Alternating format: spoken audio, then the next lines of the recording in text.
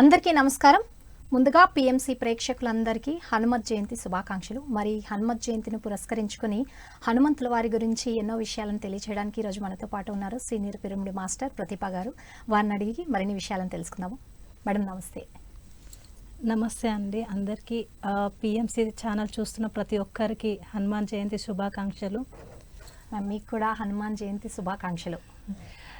Madam, నేను ముందుగా గురువందనం చేసుకుంటాము. మనందరి గురువైన బ్రహ్మర్షి పితామహపత్రి సార్కి, నాకు అద్భుతమైన జ్ఞానాన్ని అందిస్తున్న వంశీ సార్కి ఆత్మ ప్రణామాలు తెలియజేసుకుంటున్నాను. హాస్టల్ మాస్టర్కి అందరికీ ఈరోజు హనుమంతుడి ద్వారా నేను చెప్పబోతున్నందుకు చాలా సంతోషంగా ఉంది మేడం.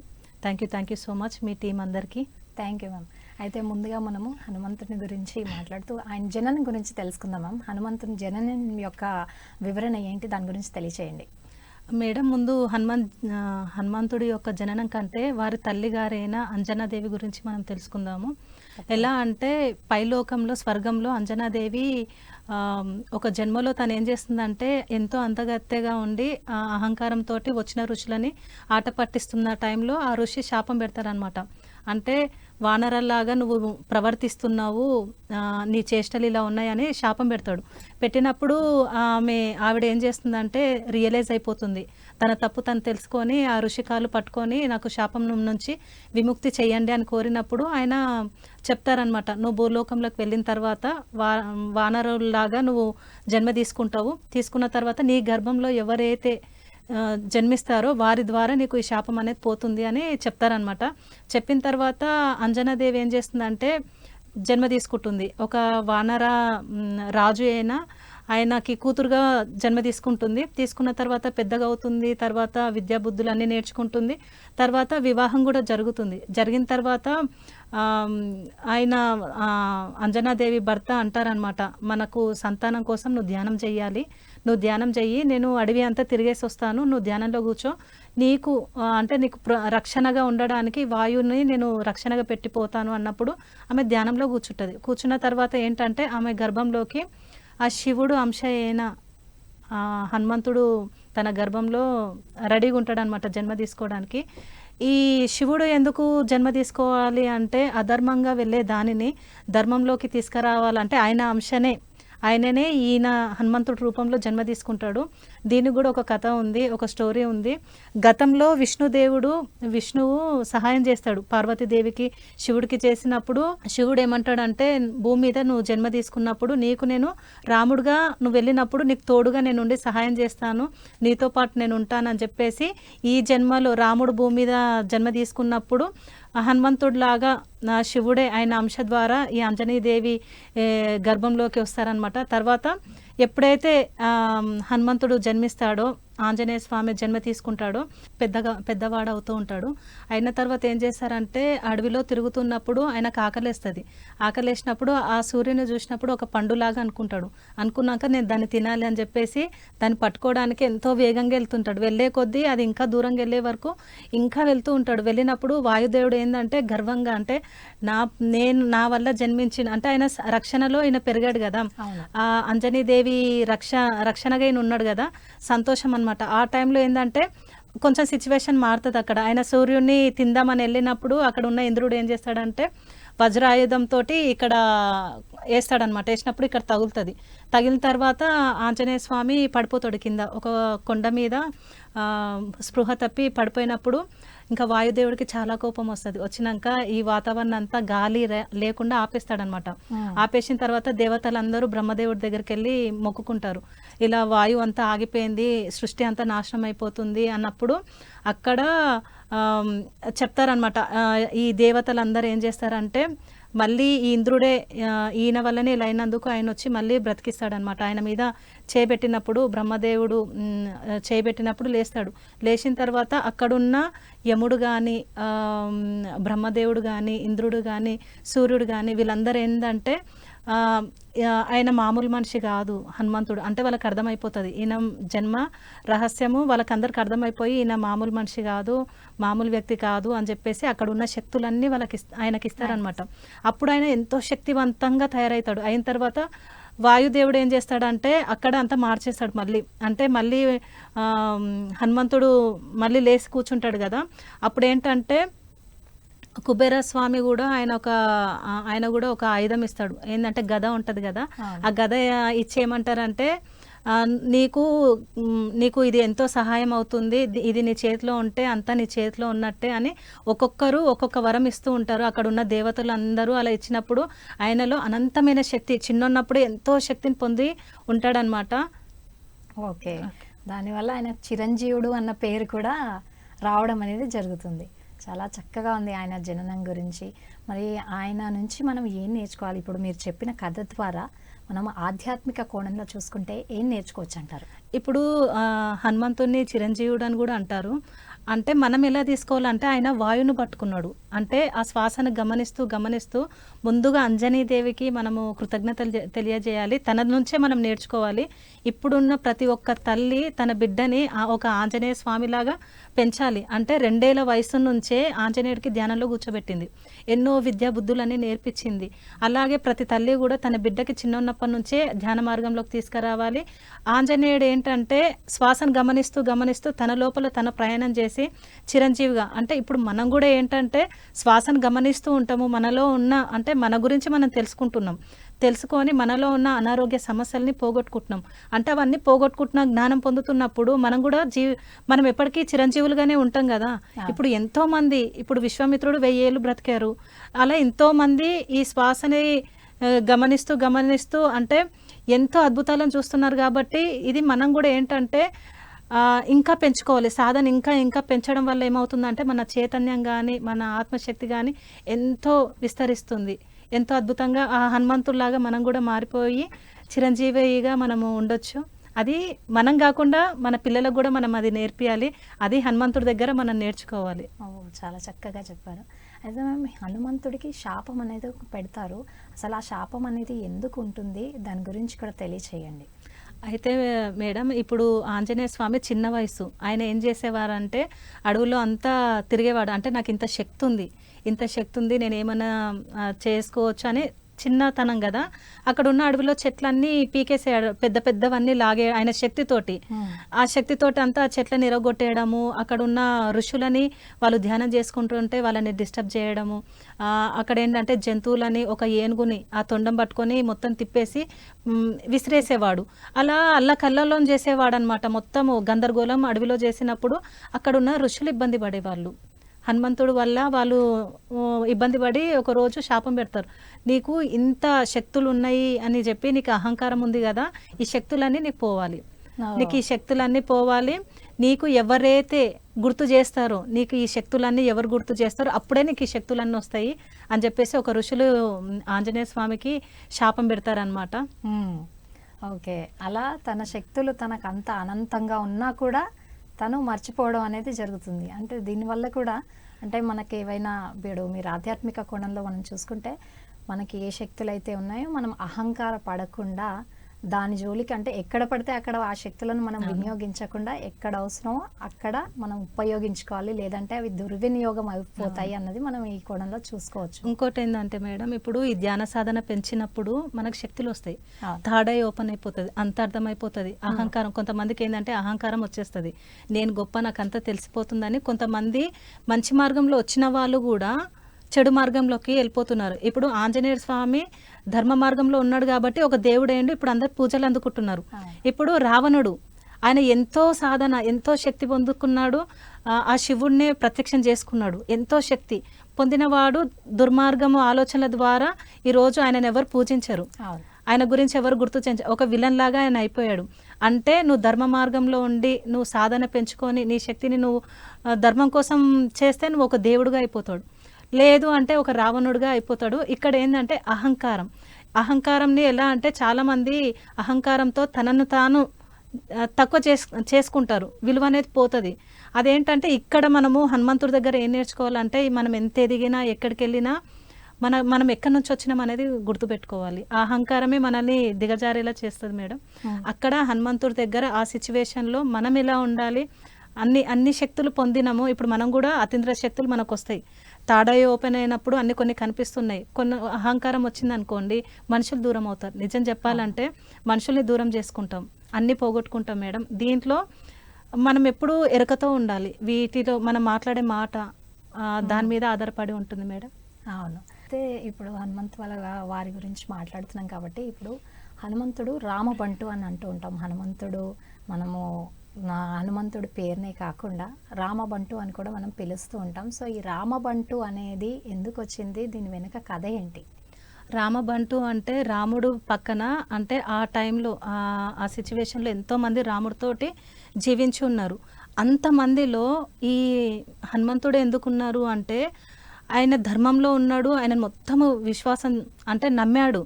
అంటే ఆయన ఒక పైన విష్ణువు ఒక అంశనే కదా, ఆయన దైవంతో ధర్మంతో ఉన్నప్పుడు ఈయన ఎలా అంటే ఇప్పుడు సీతాదేవిని రెండోసారి అంటే అడవులకు పంపించాలి అన్నప్పుడు అప్పుడు ఏం ఆలోచించాడంటే రాముడు, ఇక్కడ సీతనా ఇక్కడ రాజ్యమా?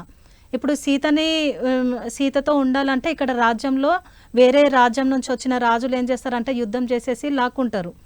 అక్కడున్న ప్రజలని నేను సంరక్షించాలి అంటే ఆ రాజ్యం రాముడి చేతిలోనే ఉండాలి. ఆ ప్రజల కోసము ఆ రాజ్యాన్ని ఆ ధర్మంలో తీసుకురావడానికి సీతాదేవిని అడవులకు పంపించారు. కానీ చాలామంది దూషించారు. ఎలా అంటే రాముడు ఇలా చేస్తా అంటే మంచి పనులు చేసినప్పుడు మంచి అన్నారు, చెడు చేసినప్పుడు అంతెందుకు లక్ష్మణుడు వాళ్ళ ఇంటి కుటుంబ సభ్యులు అందరూ వ్యతిరేకమే రాముడికి. అక్కడ సపోర్ట్గా ఉన్నది హనుమంతుడే. ఎంత అంటే ఆయనను కూడా అన్నారు, నువ్వు వచ్చి చెప్పు సీతాదేవిని పంపిస్తున్నారు అడవులకి, నువ్వు చెప్తే ఆగిపోతాడు అంటే ఒకటే మాట అంటాడు, నేను నమ్మిన, ఆయన ఏం చేసినా అది ధర్మమే, ఆయనకు అంతా తెలుసు, ఏం తెలియకుండా ఏమి ఉండదు. వాళ్ళు ఏం తెలియకుండా ఏది మాట ఇవ్వరు కదా. ఇప్పుడు మన దగ్గర ఉన్న గురువులు కూడా వాళ్ళ చైతన్యం ఎంతో గొప్పది. వాళ్ళ చైతన్యంతో వాళ్ళు ముందుగా వాళ్ళకి అన్నీ తెలిసిపోతాయి. వాళ్ళు చేసినప్పుడు మనము పాయింట్అవుట్ చేయకూడదు. ఎందుకంటే కొంతమంది క్వశ్చన్స్ చేస్తారు, ఎంత గురువుగా ఉన్నా కూడా అలా ఎందుకు చేస్తాడు ఇలా ఎందుకు చేస్తాడు అంటే వాళ్ళకి అన్నీ తెలిసిపోతాయి. వాళ్ళ చైతన్యం ఎంతో గొప్పగా ఉండడం వల్ల. అలాగే ఈ హనుమంతుడు కూడా ఏమంటారంటే ఆయన చైతన్యము ఎంతో అద్భుతమైనది, ఆయన దైవంతో కూడి ఉన్నాడు అని చెప్పేసి ఆయనని బంటు అంటే అందరు దూరం ఉన్నా కూడా హనుమంతుడు ఆయనకి ఎప్పుడు పక్కన తోడుగా, అంటే మంచి కానీ చెడు కానీ ఏదైనా ఆయన పక్కన ఉన్నాడు. అంటే ఏ సిచ్యువేషన్లో అయినా ఆయన తోడుగా ఉన్నాడు. అంటే మంచి వచ్చినప్పుడు ఉన్నాడు, చెడు వచ్చినప్పుడు కూడా ఆయన ఉన్నాడు. అలా ఈయనని బంటు అంటారు. అంటే కష్టం వచ్చినప్పుడు దూరం వెళ్ళిపోవడము, దూషించడం కాదు. ఆయనను మొత్తం పట్టుకున్నాడు, ఆయన జ్ఞానాన్ని పట్టుకున్నాడు, ఆయన చైతన్యాన్ని పట్టుకున్నాడు. ఆయన చైతన్యాన్ని అర్థం చేసుకుంటున్నప్పుడు ఆయనతోటి ఆయన ఉండిపోయాడు అనమాట. ఓకే. అంటే తను ఏం చెప్పినా కూడా ఏం చేసినా కూడా ధర్మ మార్గంలోనే నడుస్తాడు కాబట్టి ఆయన బంటుగా, అంటే ఒక నమ్మిన బంటుగా, రామ బంటుగా హనుమంతుడు ఉండడం అనేది జరిగింది. సో మరి ఇప్పుడు దీన్ని కూడా మనం ఆధ్యాత్మికంకి కనెక్ట్ చేస్తే ఆధ్యాత్మికంగా మనం ఎలా చూడొచ్చు అంటారు? ఎలా అంటే మేడం, ఇప్పుడు కొంతమంది కొత్తగా ధ్యానంలోకి వస్తారు. ధ్యానంలోకి వచ్చినాక ఎలా అయిపోతారంటే జ్ఞానం పొందుతారు. పొందిన తర్వాత ఒక అహంకారం వచ్చేస్తుంది. వచ్చిన తర్వాత గురువులకే చెప్పే స్టేజ్కి వచ్చేస్తుంటారు. గురువులకే చెప్పే స్టేజ్, నువ్వు ఏదైనా చెప్తుంటే కూడా నాకు ఇది తెలుసు అనే వాళ్ళు కూడా కొంతమంది ఉంటారు. అక్కడ ఏంటంటే మంచి జరిగినా చెడు జరిగినా ఒక్కసారి ఒక గురువుని పట్టుకున్నాము అంటే అది ఆ గురువు ఏం చెప్పినా కూడా మనం వినాలి. ఎప్పుడైతే ఒక గురువుని మామూలుగా అయితే ఎవరికి కలవరు, అక్కడ ఏదో ఉంటేనే మనము వాళ్ళతోటి మనం కనెక్ట్ అయి ఉంటుంది. అలా ఇక్కడ ఏం తీసుకోవాలంటే మనం కూడా ఒక గురువుతోటి మనం ఉన్నప్పుడు హనుమంతుడిలాగా మనం బంటులాగా ఉండాలి. అంటే అంగీకరించాలి. అక్కడ ఏం జరిగినా కూడా ఒక సాక్షిగా మనం అక్కడ చూడాలి. ఒక రామ బంటులాగా మనం ఉండిపోవాలి ఒక గురువు దగ్గర అనేది నేను తెలుసుకున్నాను. ఇంకొకటి ఏంటంటే మేడం, ఇప్పుడు కొంతమంది గురువులు ఉన్న దగ్గర ఎలా ఉండాలంటే గురువు దగ్గర తగ్గి ఉండాలి, శిష్యుల దగ్గర మనము స్టాండర్డ్ కాన్ఫిడెంట్గా ఉండాలి. ఇప్పుడు గురువులు క్లాసులు చెప్తున్నప్పుడు గురువులు ఉన్న దగ్గర మనము స్టేజ్ మీదకి ఎక్కినా కూడా అక్కడ మనం ఒక అనుభవాలే చెప్పాలి మనవి. ఒక గురువు స్టేజ్ మీద ఉన్నారు అంటే అక్కడ మనకు తెలిసిన ఎంత జ్ఞానం తెలిసినా కూడా అక్కడ ఏంటంటే మన అనుభవాలు మాత్రమే చెప్పాలి, కానీ క్లాస్ చెప్పకూడదు. అలా చెప్తే వాళ్ళని అవమానించినట్టే అవుతుంది. వాళ్ళ దగ్గర నేర్చుకున్నాం కదా మనము. కానీ మన దగ్గర స్టూడెంట్స్ ఎవరు ఉంటారో అప్పుడు నోరిప్పాలి. మనం నోరిప్పి అక్కడ జ్ఞానాన్ని ఇవ్వాలి. గురువు దగ్గర జ్ఞానాన్ని పొందాలి, శిష్యుల దగ్గర జ్ఞానం ఇవ్వాలి. అలా మనము గురువు దగ్గర ఉండాలి మేడం. చాలా చక్కగా చెప్పారు. అయితే ఇప్పుడు ఈ హనుమాన్ జయంతిని పురస్కరించుకొని హనుమాన్ చాలీసా చాలామంది చదువుతూ ఉంటారు. అసలు ఈ హనుమాన్ చాలీసా వెనకాలన్న కథ ఏంటి, దాని గురించి వివరించి చెప్పండి. ఈ హనుమాన్ చాలీసా నేను కూడా వింటాను మేడం. ముందుగా తులసిదాస్ గారికి కృతజ్ఞతలు తెలియజేసుకుందాము. ఈ భూమండలానికి, ఈ భూమి మీదకి హనుమాన్ చాలీసా తీసుకొచ్చినందుకు కృతజ్ఞతలు తెలియజేసుకుంటున్నాము. మేడం, ఇప్పుడు గుళ్ళల్లో కానీ ఎక్కడైనా మార్నింగ్ లేచిన వెంటనే మార్నింగే 5 గంటలకు 6 గంటలకి హనుమాన్ చాలీసా పెడతారు. అందరు వింటారు, పూజలు చేస్తారు, భజనలు చేస్తారు. అంటే విని వదిలేయడం కాదు. ఆ హనుమాన్ చాలీసాలో ఏముంటుందంటే హనుమంతుడి యొక్క గుణాలు, ఆయన విజయాలు, ఆయన జీవితం, ఆయన ఎలాంటి జీవితాన్ని జీవించారు, ఆయన గురించి గొప్ప ఉంటుంది మొత్తం. అక్కడ ఏంటంటే అంత తేలిగ్గా తీసుకోరు మనుషులు. అక్కడ ఉన్నాయన్నీ మన జీవితంలో ఇంప్లిమెంట్ చేసుకోవాలి. అక్కడున్న హనుమంతుల్లో ఉన్న శక్తి, ఆయన ఏం చేశారు, ఆయన శక్తిని ధ్యానం ద్వారా ఆత్మశక్తిని పెంచుకున్నాడు. ఎంతో ఈ విశ్వానికి ఎంతో సేవ చేశారు. అలా ఏంటంటే హనుమంతు చాలీసా విని వదిలేయడం కాకుండా ఆ చాలీసాలో ఏముంది, అక్కడ ఏం చెప్తున్నారు, అది విని మన జీవితంలో ఇంప్లిమెంట్ చేసుకోవాలి మేడం.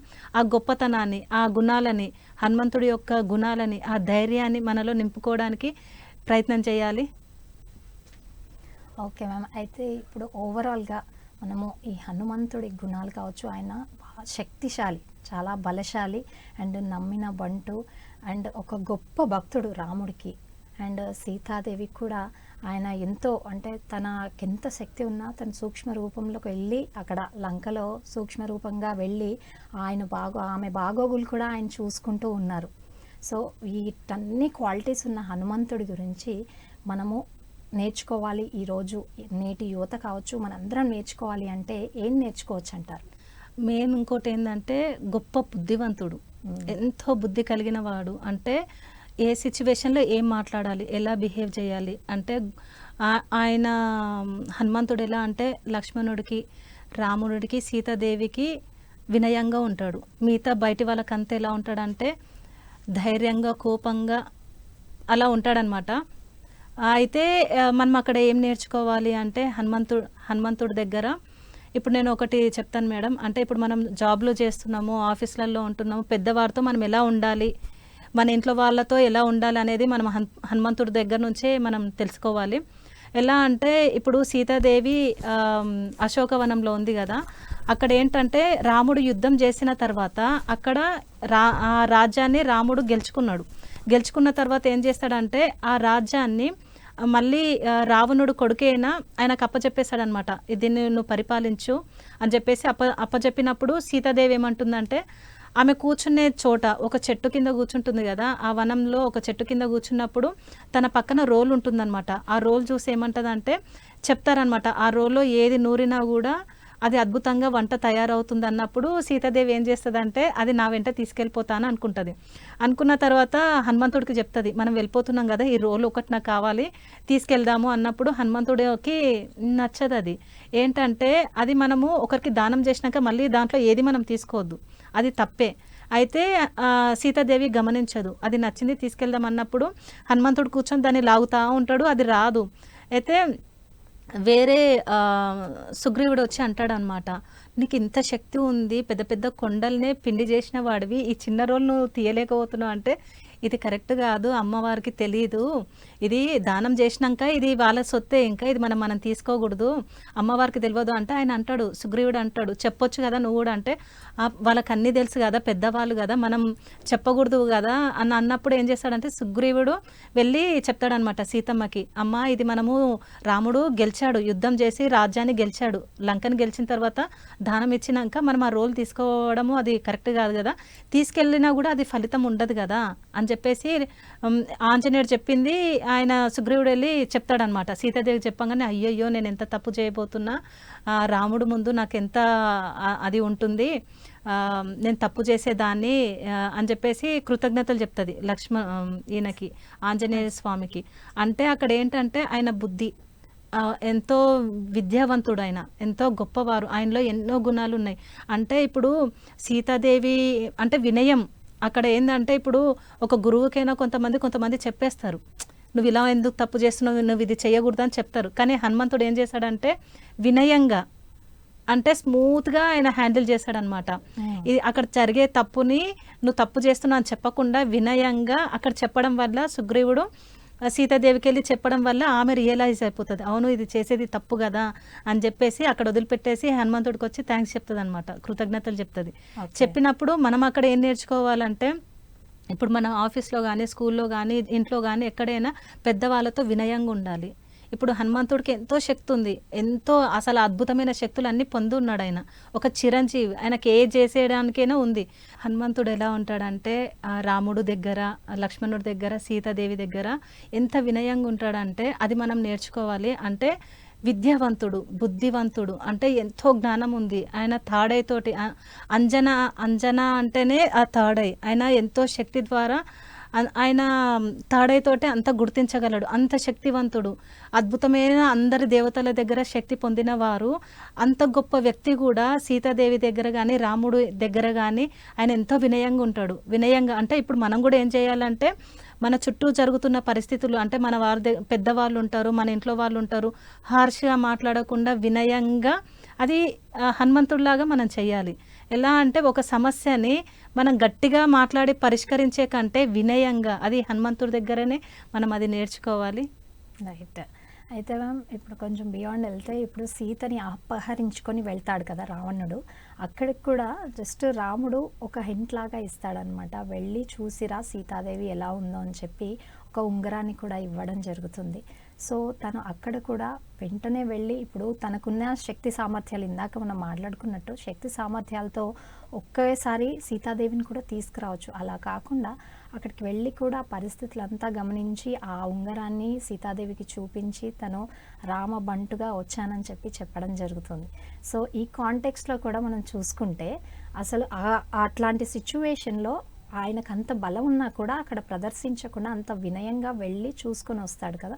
సో మనం అక్కడి నుంచి ఏం గ్రహించాలంటారు? మేడం, నేను ఇంకొకటి చెప్పబోతున్నాను. మనము ఇంతకుముందు ఏం చెప్పానంటే అన్ని శక్తులు పోయినాయి. చిన్న బాలుడుగా ఉన్నప్పుడు అన్ని శక్తులు పోయినాయి. కానీ ఈయనకి శక్తులు ఎప్పుడు వస్తాయంటే సుగ్రీవుడు మళ్ళీ చెప్పడం వల్ల, జాంబవంతుడు వీళ్ళు చెప్పడం వల్ల ఆయనకు మళ్ళీ ఏంటంటే శక్తులు అన్నీ వస్తాయి. అలా అవి ఎలా వస్తాయి అంటే, ఇప్పుడు మనలో కూడా ఎన్నో శక్తులు ఉంటాయి. మనము ఏదైనా పని చేయాలనుకుంటే నాకేం కాదు, నాకేం తెలియదు, నేను వేస్ట్ అని ఏవేవో మాట్లాడతాం. కానీ మనలో కూడా ఎంతో శక్తి నిండుంది, అద్భుతమైన శక్తి నిండుంది. మన గురించి మనమే తెలుసుకోవాలంటే అది ధ్యానంలోనే అవుతుంది. మనలో మనం ప్రయాణం చేయాలి. అలా హనుమంతుడిని ఎలా అంటే పక్కనున్న వాళ్ళంతా ఆయన శక్తిని గురించి చెప్తారనమాట. నువ్వు ధైర్యవంతుడివి, నీకు ఎన్ని శక్తులు ఉన్నాయి అన్నప్పుడు ఆయన హైట్గా పెద్దగా అయిపోతాడు. అప్పటి వరకు సీతాదేవి దగ్గరికి వెళ్ళాలి, నువ్వే ఆమె దగ్గరికి వెళ్ళే శక్తి బలం అంతా ఉంది నీ దగ్గరే అన్నప్పుడు, నా దగ్గర ఏముంది, నేను సామాన్య వ్యక్తిని కదా. అప్పటికైనా శక్తులు అన్నీ పోతాయి, అన్నీ పోతాయి. బాలుడుగా ఉన్నప్పుడే శాపం ద్వారా అన్నీ పోతాయి. కానీ ఇక్కడ ఈ సీతాదేవిని తీసుకురావాలన్న టైంలో అందరు అంటారు కదా, ఇది హనుమంతుడి వల్లనే అవుతుంది అన్నప్పుడు ఆయన ఆశ్చర్యం అనమాట. నా దగ్గర ఏముంది, ఏం లేదు కదా, సామాన్య వ్యక్తిని కదా అన్నప్పుడు అక్కడున్న వాళ్ళందరూ ఆయనకి పుషప్ చేస్తారనమాట. లేదు, నీలో అనంతమైన శక్తి ఉంది, నీలో ఎంతో దాగుంది, దాన్ని బయటికి దియ్యి అన్నప్పుడు ఆయనకి ఆ శక్తులన్నీ గుర్తు చేసినప్పుడు ఆయన ఎంతో ఎత్తుకే ఎదిగిపోతాడు. ఎదిగిపోయినాక బలము, శక్తి ఎంత అంటే ఇంతకుముందు పోయిన శక్తులన్నీ తిరిగి వస్తాయి. వచ్చిన తర్వాత ఆయన మళ్ళీ లంకకి వెళ్ళడము, సీతాదేవి దగ్గరికి వెళ్ళడము. సీతాదేవి దగ్గర ఆమె అంటుంది, సీతాదేవి ఏమంటుందంటే, అక్కడ ఆమె అధర్మంగా ఉన్న దాన్ని ధర్మంలో తీసుకురావడానికి నేను నీతో రాను. రాముడు నా దగ్గరకు వచ్చి ఈ లంకని యుద్ధం చేసి ఇక్కడున్న బానిసత్వంగా ఉన్న వాళ్ళకి నువ్వు మంచి చేయాలి, వీళ్ళకి విముక్తి కల్పించాలనే ఉద్దేశంతో సీతాదేవి అక్కడ యుద్ధం చేపించిన తర్వాత అక్కడ గెలిచినా కూడా మళ్ళీ వాళ్ళకి ఇచ్చేశారు. కానీ వీళ్ళందరికీ అసలు నిజం చెప్పాలంటే ఈ రామాయణంలో నాకు హనుమంతుడి పాత్ర బాగా నచ్చింది. ఎంతో సహాయం చేస్తాడు, అంటే వెంటనే ఉండి సీతాదేవి అమ్మ అనుకుంటూ ఎంతో చేస్తాడు, సహాయం చేస్తాడు కదా. ఆయనలో ఉన్న శక్తులని, ఆయన వినయాన్ని కానీ, ఆయన బుద్ధిని కానీ, ఎంతో విద్యావంతుడు కదా, అవన్నీ మనము ఇక్కడ లంకకు వెళ్ళిన తర్వాత ఆయన పాత్ర ఇంకా ఎక్కువ ఉంటుంది. అంటే ఇక్కడ సీతాదేవి ఉందని అక్కడ మళ్ళీ రాముడికి వెళ్ళి చెప్పడము, అంటే మధ్యవర్తిగా ఉండి వాళ్ళిద్దరిని కలపడము, అది అద్భుతం మేడం. సో ఆ కాంటెక్స్ట్లో మనం ఏం చూడొచ్చు అంటే, ఇప్పుడు అంత శక్తితో అక్కడికి వెళ్ళినా అక్కడ అందరినీ కూడా సంహరించగలిగే శక్తి ఉన్నా కూడా తను ఓన్లీ అక్కడ సిచ్యువేషన్స్ని చూసుకొని తను ఎలా బిహేవ్ చేయాలన్నది నేర్చుకొని రావడం అనేది జరుగుతూ ఉంటుంది. సో మనం కూడా మన లైఫ్లో ఆ పాయింట్స్ని ఎలా తీసుకోవాలంటారు? అంటే మనం ఎదుగుతూ ఉంటాం. ఇప్పుడు హనుమంతుడి దగ్గర ఏదైనా చేయొచ్చు. కానీ రాముడు చెప్పిందే వింటాడు. ఆయన సొంతంగా ఏది చేయడు. శ్రీరాముడు ఏదైతే చెప్తాడో, సీతాదేవి ఏది చెప్తాడో అక్కడ వినయంగా వాళ్ళు చెప్పిందే వింటాడు. అంటే ఎంత శక్తి ఉన్నా కూడా అక్కడ ఆయన ఒక బంటు రాముడికి. అలాగే మనం కూడా మన దగ్గర ఎన్నో శక్తులు ఉంటాయి. ఇప్పుడు మనం ధ్యానం చేస్తున్నాము, మనము ప్రాపంచికంగా కూడా మనకు ఎంతో ఉంటుంది. ఆస్తులు ఉంటాయి, ఒక హోదాలో ఉంటాం. కానీ ఆధ్యాత్మికంగా వచ్చినాక ఏమైపోతుంది అంటే అంతా ఒకటే. మనం ఎక్కడి నుంచి వచ్చినామో అది మర్చిపోవద్దు. అది మాత్రం గుర్తుపెట్టుకోవాలి. అంటే మనలో ఎంత ధనం ఉన్నా, ఎంత పలుకుబడి ఉన్నా, ఎంత ఉన్నా కూడా మన స్పిరిచువల్లో ఉన్నాము, ఎదుగుతున్నాము అంటే ఆ గురువు దగ్గర మనం ఏం నేర్చుకోవాలంటే వినయం ఒకటి నేర్చుకోవాలి.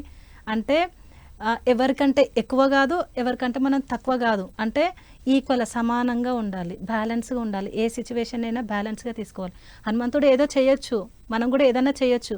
మనం ఏంటంటే జ్ఞానంతో ఉన్నాం. అంటే ఇది చేస్తే ఇది తప్పు.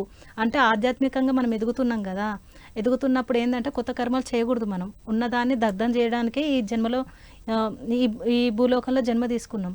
అంటే ఆ జ్ఞానం పొందుతున్నాం కాబట్టి మనం అవి చేయలేము. రైట్ సార్, ఓకేనా? ఎంత ఉంది చెప్పండి. రాలేదు కదా, అంటే అయిపోయినాయి. అంటే ఈ ధ్యానం కాంటెక్స్ట్లో మాట్లాడుతున్నారు కాబట్టి బియాండ్ వెళ్ళాలా అని ఇంకొన్ని క్వశ్చన్స్ అడగచ్చు అంట. ఓకే సరే, ఓకే రెడీ. మ్యామ్ అయితే హనుమంతుడు సింధూరం ధరిస్తూ ఉంటాడు. అయితే మనం మామూలుగా హనుమంత్ జయంతి రోజు మనం చూస్తూ ఉంటాము, సింధూరంతో పూజ చేస్తూ ఉంటారు, ఆకు పూజ చేస్తూ ఉంటారు. దాని ప్రత్యేకత గురించి కూడా తెలియచేయండి.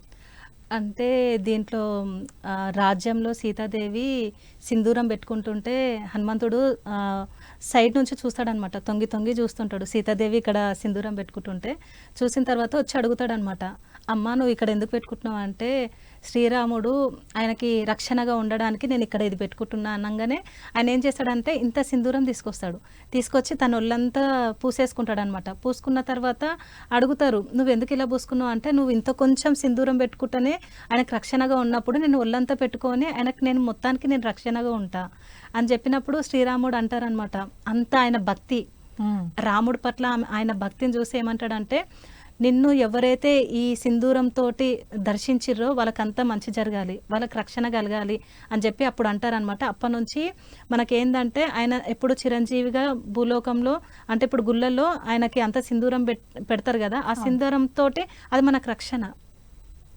అలా మనము ఆయన ఎందుకు అదంతా పూసుకుంటాడంటే ఆ రాముడికి రక్షణ ఉండడానికి. అలాగే ఇప్పుడు మనం అలా చూసినప్పుడు ఏంటంటే అక్కడ నుంచి భక్తి మార్గంలో చూడకూడదు, భక్తి కోణంలో చూడకుండా ఏంటంటే ఆధ్యాత్మికంగా ఆయన ఎందుకు అది పూసుకున్నాడు అంటే అక్కడ కూడా మనము తెలుసుకోవాలన్నమాట. అంటే గుళ్ళకి వెళ్తాము, కొబ్బరికాయలు కొట్టి దండం పెట్టుకోవడం కాదు, ఆ భగవంతుడు ఆకు పూజ ఎందుకు చేయించుకుంటున్నాడు, ఈ సింధూరం ఎందుకు ఉంది, అవి కూడా మనం కొన్ని తెలుసుకోవాలి. చాలా చక్కగా తెలియజేశారు. హనుమంతుడి విశిష్టత, హనుమంతుడి యొక్క గుణాలు, ఆయన లక్షణాలు, ఆయన యొక్క శక్తి సామర్థ్యాలు చాలా చక్కగా తెలియజేశారు. ఎంతో ధన్యవాదాలు. Thank you. చూసారు కదండి, ఇది ఇవాల్టి కార్యక్రమం. మరో కార్యక్రమంలో మరో అతిథితో మళ్ళీ కలుద్దాం. అంతవరకు నమస్కారం.